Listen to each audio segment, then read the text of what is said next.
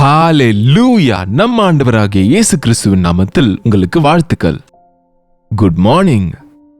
பொழுது விடிஞ்சிருச்சுல்ல? ரொம்ப நேரம் ஆயிடுச்சுல்ல? ஒரு சிறிய ஜெபம் செய்வோம் வாங்க. பரிசுத்தரே உமக்கு நன்றி ஆண்டவரே, இன்னொரு நாளை கொடுத்திருக்கிறீங்க. இன்னொரு முறை பேசும்படிக்கு கிறிஸ்துவின் நாமத்தில் ஜெபிக்கிறோம் பிதாவே, ஆமென். நீங்க ரட்சிக்கப்பட்டிருக்கீங்களா?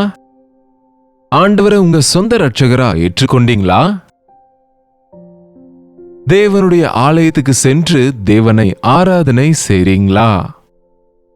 கிறிஸ்துவின் இரத்தத்தில் கழுவப்பட்டோம் என்கிற, அவருடைய ராஜ்ய வாரிசுகள் ஆனோம் என்கிற விசுவாசம் உங்களுக்கு இருக்கா?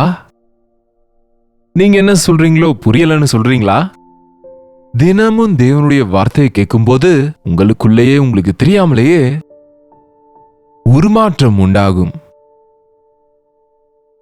தேவன் யாரு? இயேசு கிறிஸ்து யாரு? அவர் எனக்கு என்ன செய்தாரு? அவர் யாரு? என்னை ஆதரிக்கிறவர், என்னை காக்கிறவர், எனக்கு உதவி செய்பவர். நான் சரியில்லை, என் மனசு சரியில்லை, என்னுடைய புத்தி சரியில்லை, என் வாழ்க்கை சரியில்லை. ஆமாமா, இந்த விஷயத்தில் நான் தவறு செய்துட்டேன், இந்த விஷயத்தில் நான் திருத்திக் கொள்ளணும் என்கிற மாற்றம் உங்களுக்குள்ள வருதா? அப்படிப்பட்ட மாற்றத்தை நீங்க பெற்றுக்கொண்டீங்களா? அநேகர் சாட்சி கொடுக்கறாங்க. நான் இதுக்கு முன்னாடி செல்போனுக்கு அடிக்டா இருந்தேன், எப்போதுமே அதுல இருப்பேன். ஆனா அனுதின தியானம் கேட்க தொடங்கினதிலிருந்து அது எவ்வளவு தவறோ, அதனுடைய விளைவுகள் என்னமோ என்று நான் அனுபவிச்சிருக்கிறதுனால உணர்ந்து கொள்ளுகிறேன். என் மனதை மாற்றிக் கொள்ளுகிறேன். நான் என்னுடைய சுபாவத்தை மாற்றிக் கொள்ளுகிறேன். நான் இப்போ தேவனுடைய வசனத்தை நேசிக்கிறேன், தேவ சமூகத்தை நேசிக்கிறேன். இப்போ என் வாழ்க்கையில் ஆசீர்வாதம் இருக்கு என்று சாட்சி கொடுக்கறாங்க. நீங்க கூட உங்க சாட்சிகள் அனுப்புங்க. பிரேயர் பர்டன்ஸ் மட்டும் இல்ல, பிரைஸ் ரிப்போர்ட்ஸும் அனுப்பும்படி ஒவ்வொரு நாளும் உங்களுக்கு நினைவுபடுத்துறோம்ல. கீழே இருக்கிற நம்பருக்கு பிரேயர் பர்டன்ஸ், பிரைஸ் ரிப்போர்ட்ஸ் ஒரு டெக்ஸ்ட் அல்லது வாய்ஸ் மெசேஜ் மூலம் நீங்க அனுப்புங்க. அதற்காக தேவனை துதிப்பதற்கு, தேவனிடத்தில் செபிப்பதற்கு வாய்ப்பாக இருக்கும். இப்போது நம்ம எல்லாரும் இயேசு கிறிஸ்துவின் ரத்தத்துல கழுவப்பட்ட பிறகு இரத்த உறவுகள் ஆயிட்டோம், ஒரே குடும்பம் ஆயிட்டோம். பார்த்தீங்களா? ஒரு குடும்பத்துல கூட இன்னைக்கு இவ்வளவு அன்பு இல்லைங்க. ஆனா நம்ம கிறிஸ்துவின் அன்பால நிறைந்து இருக்கிறோம். ஆகவே நீங்க யாரோ எங்கிருந்து பாக்குறீங்களோ தெரியாது. உங்களில் அநேகரை நான் பார்த்ததே கிடையாது. நீங்களாவது இப்படியாக என்ன பாக்குறீங்க. ஆனா தெரியாத ஒரு இணைப்பு, தெரியாத ஒரு அன்பு, ஒரு பாசம், ஒரு பாரம், உங்களுக்காக செபிக்கணும்னு உங்க நிலைமையை தெரியப்படுத்தும் போது எங்க சொந்த ஆட்களுக்கு நடந்தது போல, அல்லது என் தாய்க்கு ஆனது போல, தங்கச்சிக்கு ஆனது போல, தம்பிக்கு ஆனது போல, அண்ணாக்கு ஆனது போல, தகப்பனுக்கு ஆனது போல உங்களுக்காக அவ்வளவு பாரத்தோடு ஜெபிக்கிறோம். காரணம், கிறிஸ்துவின் அன்பு எங்களை நெருக்கி ஏவுகிறது. சொல்லப்போனா இயேசு கிறிஸ்து சொன்ன போதனைகளின் கருத்து, பைபிளுடைய சாராம்சத்தை கெட்டியா பிரிஞ்சா அன்பு என்னும் கருத்து வரும்னு ஒரு பெரிய தேவ ஊழியன் சொன்னாரு. அன்பு என்றது நமக்கு மிகவும் முக்கியமானது. அன்பினாலதான் ஜெபிக்கிறோம், அன்புனாலதான் உங்களை விசாரிக்கிறோம். அன்பு நம்ம இணைத்து கட்டுது. இது உதவாத உலக அன்பு இல்ல, சொந்தக்காரங்க அன்பு இல்ல, சரீர அன்பு இல்ல, தெய்வீக அன்பு, அகாப்பே அன்பு. தெசலோனிக்கேயருக்கு எழுதின நிருபத்தில் 4ஆம் அதிகாரத்தில் பவுல் சபையோடு சொல்லுகிற வார்த்தையை பாருங்க. 9ஆம் வசனத்தில், சகோதர சிநேகத்தை குறித்து நான் உங்களுக்கு எழுத வேண்டுவதில்லை, நீங்கள் ஒருவரில் ஒருவர் அன்பா இருக்கும்படிக்கு தேவனால் போதிக்கப்பட்டவர்களா இருக்கிறீர்களே. யாரால போதிக்கப்பட்டவர்களாக இருக்கிறோம்? தேவனாலே போதிக்கப்பட்டவர்களா இருக்கிறோம். உங்க வீட்டுல அண்ணன் தம்பி, அக்கா தங்கச்சி நடுவே அன்பு இருக்கா? அநேக பெற்றோர்கள் அண்ணன் தம்பி, அக்கா தங்கச்சி ஒருவரை ஒருவர் நேசிக்கும்படி கற்றுக் கொடுப்பாங்க. அந்த காலத்துல, எங்க காலத்துல எங்க அம்மா எப்பவும் கூட, உன்னுடைய தம்பிகளுக்காக ஜெபிப்பா, உன்னுடைய தங்கச்சிகளுக்காக ஜெபிப்பா, அவங்க ரட்சிக்கப்படணும், அவங்களுக்கு திருமணங்கள் ஆகணும், அவங்களுக்கு வேலைகள் கிடைக்கணும், அவங்க தேவனுக்கு உண்மையாக இருக்கணும், அதுபோல அவங்களுக்கு சொல்லுவாங்க, அண்ணாவுக்கு உதவி செய்யுங்க, தேவனின் ஊழியத்துல இருக்கிறாரு, மறந்துடாதீங்க, தேவ ஊழியன் உங்க அண்ணா. ஒருவரோடு ஒருவருக்கு இணைப்பை உண்டாக்குகிற தாய் அல்லது தகப்பன் இன்றைக்கு பார்க்க முடியலங்க. சொந்த அண்ணன் தம்பிங்க கூட பிரிவினைகள், பிரச்சனைகள், பொறாமைகள், வேறுபாடுகள். ஆனா கிறிஸ்துவின் ரத்தத்தில் கழுவப்பட்ட பிறகு நம்ம சொந்த ரத்த உறவுகளை விட இயேசு கிறிஸ்துவின் ரத்தத்துல கழுவப்பட்ட உறவுகள் இன்னும் பூரணமானது, பரிபூர்ணமானது, பவித்திரமானது. அந்த விஷயத்தை ஆண்டவர் திரும்ப திரும்ப சொல்லுகிறாரு. ஒரு முறை இயேசு கிறிஸ்து போதிக்கும் போது, உம்முடைய தாயும் சகோதரரும் மற்றும் சகோதரிகளும் வந்திருக்கிறாங்கன்னு ஆண்டவருக்கு சொன்னா, அவர் என்ன சொன்னாரோ தெரியுமா? அம்மா வந்துட்டாங்கன்னு டக்கு டக்குன்னு போகாம, யார் என்னுடைய தாய், என் தம்பி, தங்கச்சி, இதோ என் வார்த்தைகளை கேட்டு அதன்படியாக வாழ்கிற இவங்க தானே. ஆமா, நம்ம ஒரு விசுவாச கூட்டத்தில் சேரும்போது விசுவாசிகளாகிய நம்மிடையே சகோதர சகோதரிகளின் அன்பை விட மிஞ்சின புனித உறவு, அன்பின் உறவு இருக்கோங்க. அததான் சொல்றாரு, நீங்கள் ஆண்டவரால் போதிக்கப்பட்டீங்க, நாம் அன்பை, தேவனுடைய அன்பை நாம காட்டணும். 10ஆம் வசனம், அந்தபடி நீங்கள் மக்கெதோனியா நாடெங்கும் உள்ள சகோதரர் எல்லாருக்கும் செய்து வருகிறீர்கள். சகோதரரே, அன்பிலே நீங்கள் இன்னும் அதிகமாய் பெருகவும். மக்கெதோனியாவில் இருக்கிற விசுவாசிங்க நிஜமா இந்த லைவ் ஜூம் வந்த பிறகுங்க, இந்த ஜூம் ஒரு டீமாக உருவானதுங்க. எவ்வளவு பாசம்னா, ஒருவருக்கு உடம்பு சரியில்லைனா எல்லாரும் சேர்ந்து ஜெபிப்பது, ஒருத்தர் சந்தோஷப்பட்டா எல்லாரும் சந்தோஷப்படுவது, புது தம்பதி ஜூம்ல வரும்போது, சின்ன குழந்தைங்கள தாய்கள் காட்டும்போது, எங்களுக்காக நீங்க ஜெபித்தீங்க, இதோ சுகப்பிரசவமானது, இதோ இந்த குழந்தைன்னு கை குழந்தைய ஜூம்ல கூட்டிட்டு வந்து காட்டும்போது எல்லாருக்கும் நம் வீட்டிலேயே பிறந்தது போல சந்தோஷம். ஜூம்ல இருக்கிற அனைவருக்கும் இந்த உறவு, நம்ம சபையில கூட அப்படிப்பட்ட உறவு இருக்கணும். இன்றைக்கு அநேக சபைகளில் அன்பு இல்ல. அவங்க வர்றது, அவங்க போறது, யார் இஷ்டம் போல அவங்க இருப்பது, ஒருவருக்கொருவர் மன்னிப்பது, நேசிக்கிறது அல்லது ஒருவருக்கொருவர் ஊக்கப்படுத்துவது என்பது இன்றைக்கு ரொம்ப அரிதா காணப்படுதுங்க. பவுல் பக்தன் கற்றுக் கொடுக்கிறார் அன்புனா என்னன்னு. ஏனென்றால் பவுல் தேவனுடைய அன்பை ருசி பார்த்தாரு. அந்த ருசி பார்த்த அன்பின் உறவை போதித்தார். கொரிந்தியருக்கு எழுதின 1ஆம் நிருபம் 13ஆம் அதிகாரத்தை நல்ல வாசிங்க, திரும்ப திரும்ப வாசிங்க. அன்புனா என்னமோ, எவ்வளவு விலையேற பெற்றதோ, எவ்வளவு முக்கியமானதோ நமக்கு புரியும். சகோதர சிநேகத்தை குறித்து நான் உங்களுக்கு எழுத வேண்டுவதில்லை. நீங்கள் ஒருவரில் ஒருவர் அன்பா இருக்கும்படிக்கு தேவனால் போதிக்கப்பட்டவர்களாய் இருக்கிறீர்களே. அந்தபடி நீங்கள் மக்கெதோனியா நாடெங்கும் உள்ள சகோதரர் எல்லாருக்கும் செய்து வருகிறீர்கள். சகோதரரே, அன்பிலே நீங்கள் இன்னும் அதிகமாய் பெருக கடவீர்கள். அன்பு எப்படி பெருகும்னு கேக்குறீங்களோ என்னமோ, அன்பு விருத்தி அடையுங்க. நம்முடைய அன்பு வார்த்தைகளோட நிற்க கூடாது. நம்ம அன்பு சின்ன சின்ன உதவிகளோட நின்று விடக்கூடாது. நம்ம அன்பு சீசனலா இருக்கக்கூடாது. நம்ம அன்பு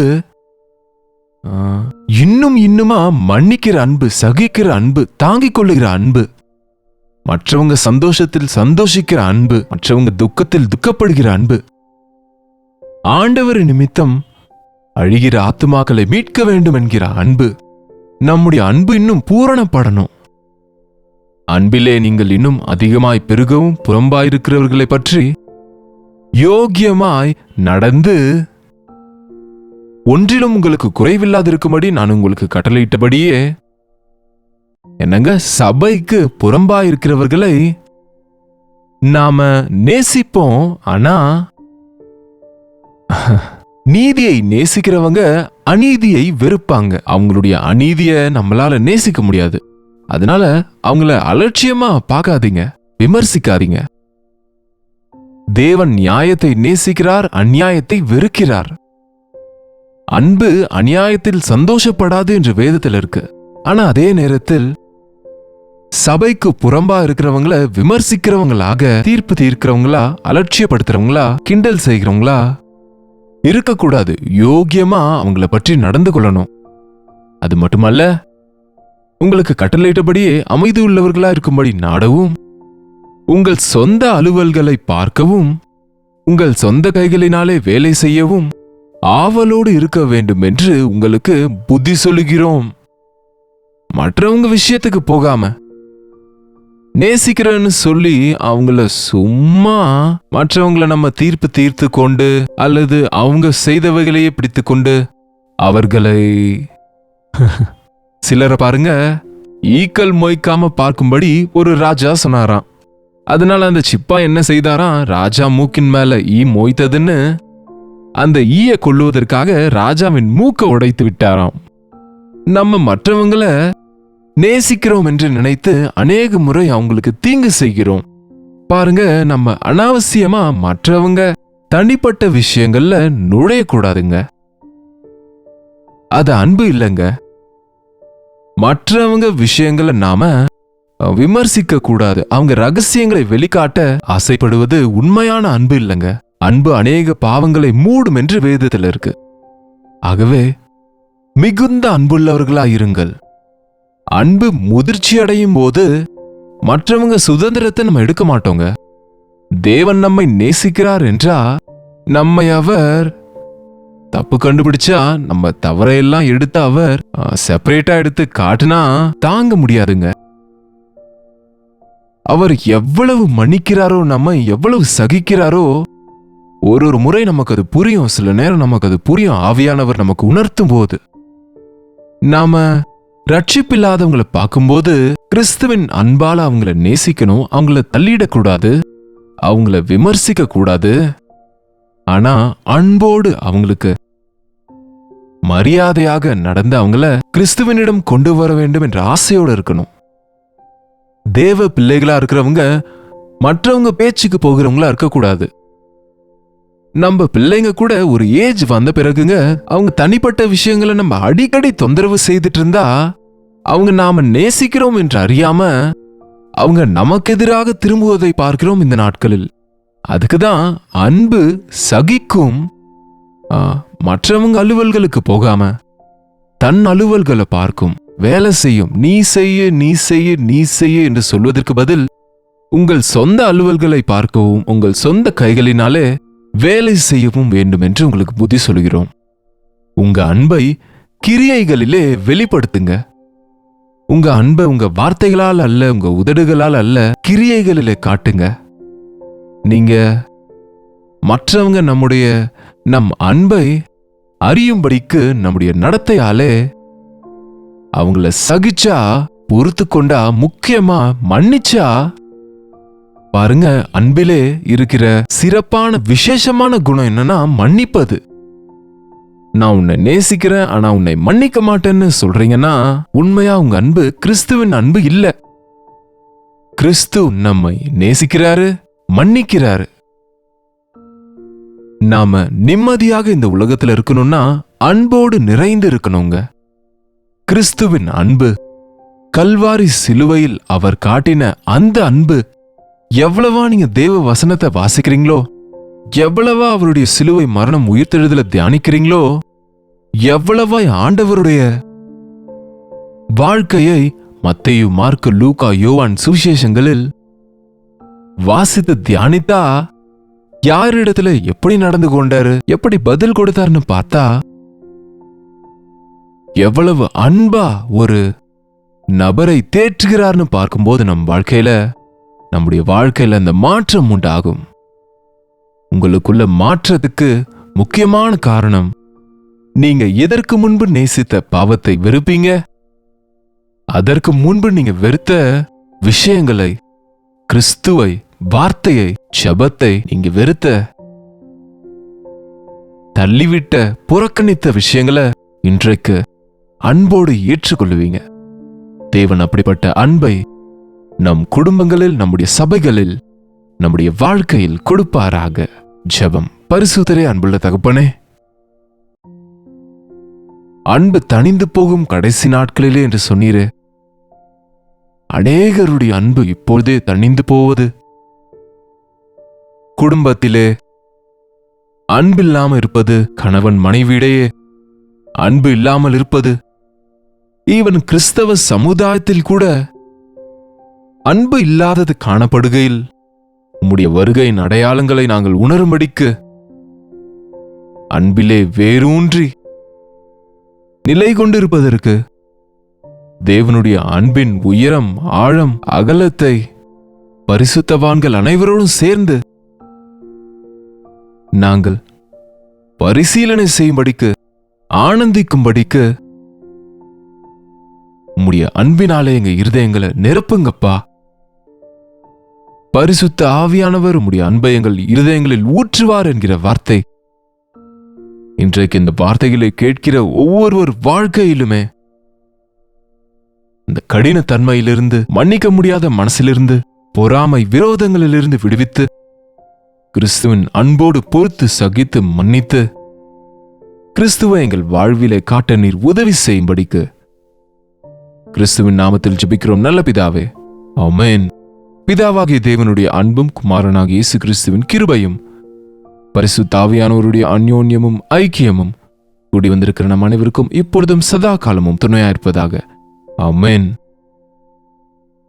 தேவனுக்கு ஸ்தோத்திரம். நீங்க எங்கிருந்து பாக்குறீங்களோ உங்களுடைய பெயரையும் ஊரையும் கமெண்ட் செக்ஷன்ல வந்து டைப் பண்ணுங்க. உங்க ஜெப விண்ணப்பங்களுக்கும் தேவைகளுக்கும் 8939801234 என்கிற நம்பருக்கு ஒரு டெக்ஸ்ட் அல்லது வாய்ஸ் மெசேஜ் மூலமாக எங்களுக்கு வாட்ஸ்அப் பண்ணுங்க.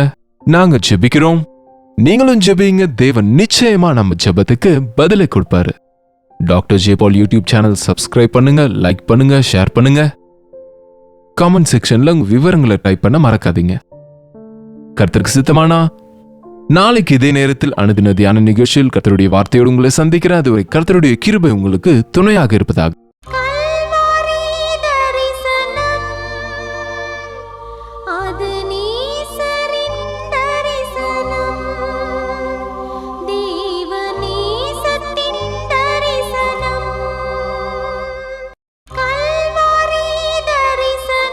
ஒவ்வொரு நாளும் வசனம் தியானிப்பேன், ஒவ்வொரு காலையிலும் உம்மை சந்திப்பேன். ஒவ்வொரு நாளும் வசனம் தியானிப்பேன், ஒவ்வொரு காலையிலும் உம்மை சந்திப்பேன்.